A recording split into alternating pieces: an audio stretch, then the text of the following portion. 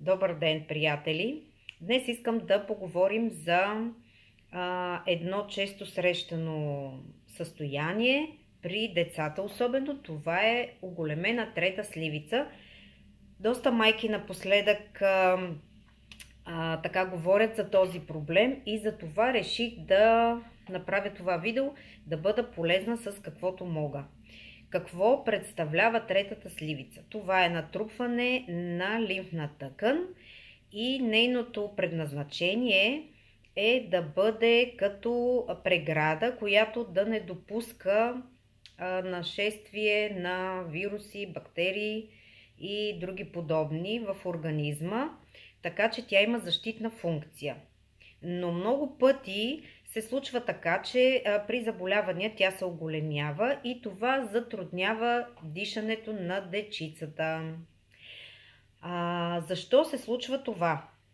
Много пъти, най-честата причина дори, това е някакви алергични реакции, явни или прикрити. Имайте го в предвид. Детенцето може да има някаква алергия, която да предизвиква това увеличение. Другото, което е възможно като причина, това са заболяванията, вирусни инфекции и още една причина се изтъква. Това може да бъде и дефицит на желязо в организма. Така че имайте го в предвид. Можете да направите изследване на дечицата дали всичко е наред с наличието на желязо.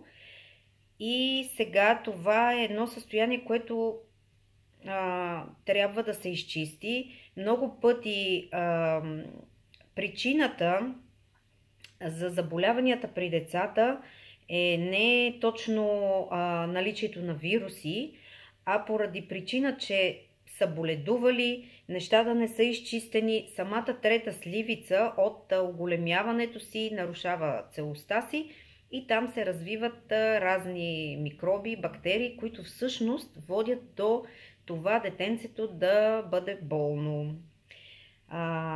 Това е състояние, което може да допринесе много за изкривяване на зъбите при дечицата, дори на самата захапка. Това съмнения на ортодонти, които споделят, че това е една от причините при децата да се получава нарушена захапка, изкривена, така че вземете го това под внимание и се погрижете да възстановите здравето на своите дечица. Това, което аз препоръчвам, което използваме вкъщи, единия продукт, това е течна коластра на ЛР.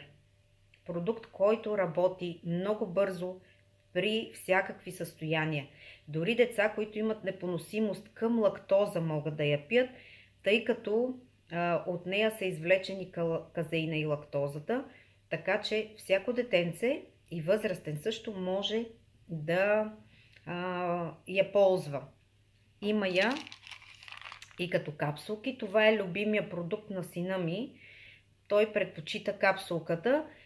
Тя може да бъде при превенция много добра, но когато имаме някакъв здравословен проблем, е добре да реагираме с тази, защото много по-бързо се задейства. Другия продукт, който препоръчвам, това са витамините. Когато говорим и за желязодефицит, е хубаво да приемат витамини. И още един продукт, това е гел за пиене с алоe вера. Има го във вариант с коприва, който, благодарение на копривата, може да възстанови много бързо липсата на желязо. Но специално за дечица се препоръчва гел за пиене с праскова, което е любимото на сина ми, и алоето с мед.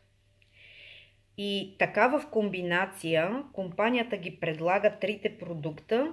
Който желае да си дава здраве на дечицата, може да си направи такъв абонамент от трите продукта, като в някои от месеците течната коластра може да бъде заменена с пробиотика, който също е много добър и го препоръчвам. Винаги, когато има някакво заболяване, да се приема пробиотик. Изключително добър продукт е. Това са продуктите, които може да се пият за възстановяването.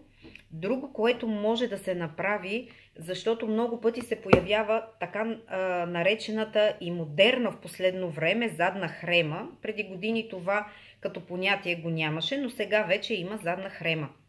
И това с оголемената сливица може да бъде причината за тази задна хрема. Това е спрей с алоe вера, прополис и 12 билки. Един изключително добър продукт с много приложения.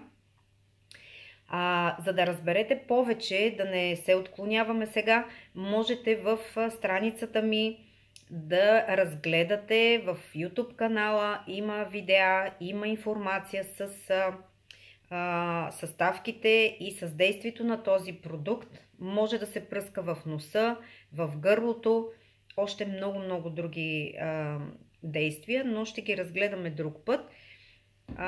Също това е един продукт, който използвам от известно време. Спрей за гърло с сребро и мента. Това е също един много добър вариант за пръскане на гърлото, за да може, когато има някакви бактерии или вируси, каквото и да е, това е антибактериален спрей и може да помогне. Така че това са продуктите, които ви препоръчвам.